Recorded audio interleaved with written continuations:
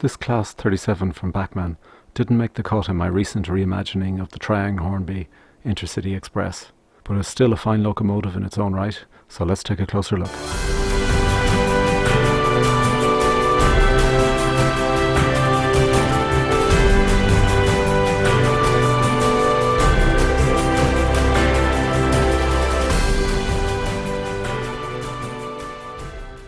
Hi, welcome to today's review.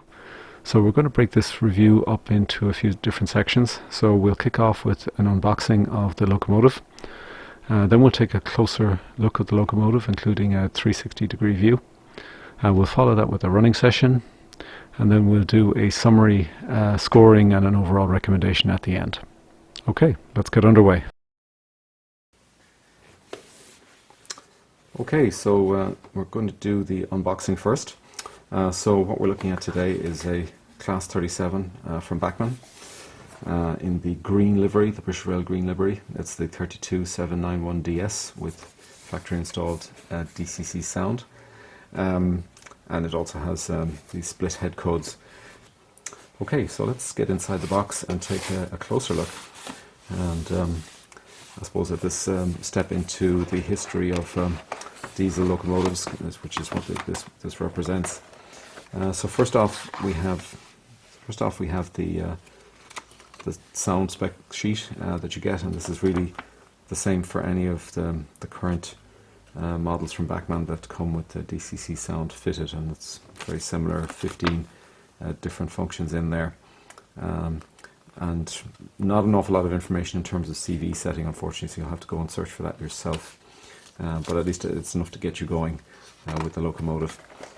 So let's take this guy out of the box here, and I think in common with some of the other pristine liveries in the green type livery, you get these black snow plows as opposed to the yellow ones. We also see the plate there for the DCC, the blanking plate in case you want to remove the sound and put that back in, and then some piping work, etc., that you can add as extra detail at the front or the back. Okay, so let's take a look at the locomotive itself. It's in common with most Bachmann Class 37s. There is an awful lot of weight in here, so let's get a bit of room there. So this has a good level of weight. Look at that, very nice paint and very nice detail. And again, what you'd expect, you can see the distinctive split head codes there, so it'll be interesting to see those when they light up. Now, interestingly, it doesn't seem to have spring buffers, which is kind of interesting. They're actually fixed buffers. That's unusual. Okay, that's not too common with the Class 37s. It does have a driver installed, as you would expect on a Bachmann locomotive with the more recent ones. There's lots of body detail here in terms of the various venting, etc. And across the top, so it is the normal standard. I suppose you'd expect. We will do a closer look in a few minutes on this, so we'll do some close-ups on this, and we'll do a 360 view of it. But first off, it looks to be very clean livery. Obviously, this is a pristine type livery, and with those very distinctive head codes. And it should be a very good runner, I would expect, given its heritage from Bachmann. Okay, so first look is pretty good. Just a bit surprised about the spring buffers, however, but I think we can live without those. And let's go on and take a closer look now, and do a 360 view on this. Okay. Okay, now we're going to take a closer look at the locomotive with a side-on view here. So we're going from front to back, so you can probably see the driver in the window. You see the nice handrails there, the metal handrails in the doorway, and a kind of a footplate there with the metal paint, which looks pretty good. The buffers, as I mentioned at the front, are actually, they're not sprung buffers, they are fixed buffers. They kind of look like sprung buffers, but they are fixed, which is kind of unusual. It seems to be something that's changed on some of the more recent Bachmann Class 37 models. As we go along the model, we've got the usual fan on the top there, that you can see through the venting. We've got a side vent here, which seems to be really just a plastic molded part. We've got the bogie detail, which is reasonably good. It's not spectacular, but it's certainly reasonably good. Got some nice stickers there in terms of the diesel tank level. Some warning labels as we go along the side. Some more venting and handrails or grip rails there along the side of the locomotive, which are called out nicely. We've got the nice British Railways logo here. And then we continue along, some more venting along the side there, some more glazing, and we get to the front of the locomotive, and again similar, some glazing around the body there, some printed detail, and some nice detail coming up to the front there. So overall, pretty good. Okay, now we're going to do a kind of a 360 view of the model, just to get a view from up top, and give you an opportunity to see the front and back of the model. So some reasonable roof detail is probably not the most detailed model, and just the locomotive itself is probably relatively simple in that regard. A lot of the venting around the side there, as we went through already. Just giving you an overall look and feel. It is an attractive model. I actually do like this in the British Rail Green.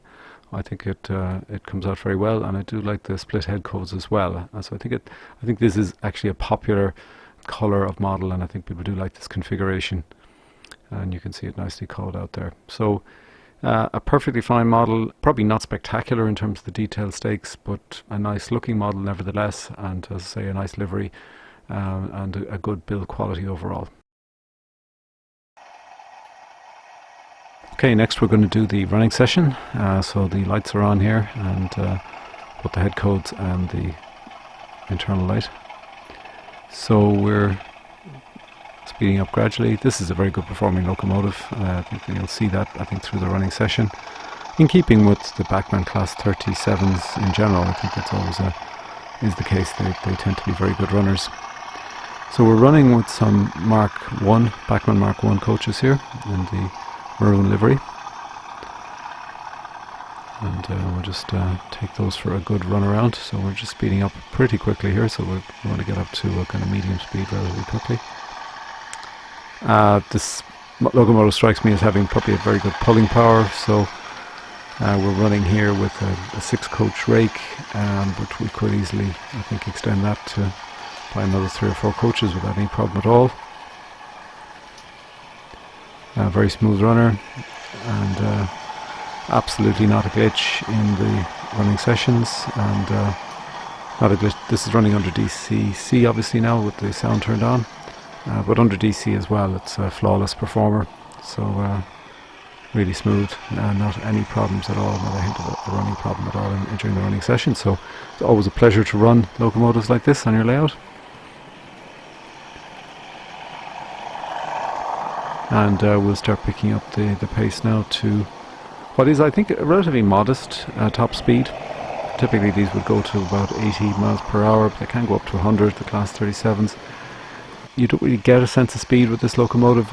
It's a kind of a muted top speed, I would put it that way.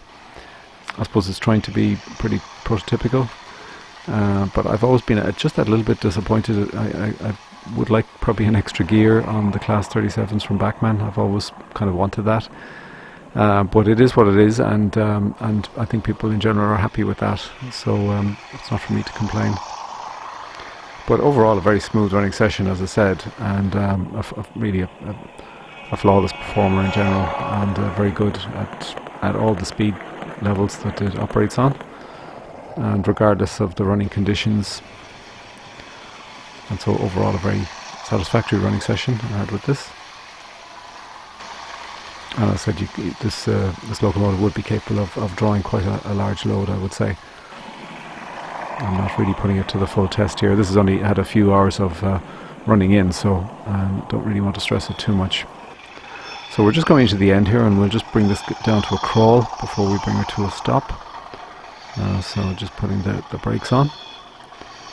And as I said, very, very smooth. There's no sort of jittery operation as you bring it in the single-digit speed level, and very easy to get it to hit the mark in terms of coming to a stop, unlike some other locomotives I've worked with in the past. and there bring it to a very nice finish to the running session. So that was it, and I think a very good running locomotive. Okay, so let's get into a summary. So we're looking at the Bachmann 32-791DS, which is a Class 37 diesel in the British Rail Green with a small yellow panel and split head codes. It comes with a factory fitted 21-pin DCC sound decoder, and the sound actually also plays under DC, so you will get the startup sound effects and the running sound effects under DC operation as well, which is a nice added extra. It features directional and cab lighting, and this cab lighting and directional lighting also comes with this slow turn on feature, which is quite a nice realistic effect, and you'll just see it there in the video. It also comes with a fitted driver, as do all of the Class 37s from Bachmann. The unboxed weight is 546 grams, which is in line with previous Class 37s, as I say, from Bachmann. The retail selling price at the moment is between $239.95 and $259.95 as a new model, and that's as of June 2020. Isn't that readily available second hand at the moment, so still quite a current model. So it's a reasonably high enough price, particularly at the upper end there, but it is the typical price for a Class 37 with DCC sound from Bachmann at this point in time, so there's no difference there. So let's take a look at the scoring. So for the running performance, I'm giving it a 4.5 star overall. It's a very smooth runner on both DC and DCC. There's just that little extra gear that I might have liked to have seen, and I've seen it on some of the Bachmann Class 37s, not on this one. But that said, the running performance was excellent, and for most people they will have absolutely no problem at all with it, so it's a very small point. Appearance and detail is a 4.5 star. Again, not the most detailed model, but a very attractive looking model. A nice livery, nicely rendered, so, and an overall good quality feel to it, and it looks well on the track, and gives a very realistic feel to it when it's running, so I think that's very important. So 4.5 star is a good score. The sound, just a note on the sound ratings, I am readjusting my sound ratings in light of the new Hatton's Class 66s, which have a really high level of sound. I would put that as a 5-star sound. And as a new benchmark, I am reducing my scores for the models that don't live up to that. So I would have given a higher score than this historically, but right now I'm marking this down to a 3.5 star. I think the bass sound could be better, without a doubt, and so it would benefit from an additional bass speaker or 2 speakers. And I think the range of sounds is a little bit limited as well. So 3.5 star, the sound is good, but it's not spectacular, and I'm reflecting that in this score. I think it does have quite a few extras, and that the sound operation on DC is one of those, and the things like the driver, the nice lighting with the slow turn on is a good feature. It doesn't have the spring buffers for whatever reason, but overall I'm giving 4 stars there for some nice extra features. And price value in a 3.5 star level, and overall 4.5 stars, which is a very good score. So it is an excellent runner, attractive livery.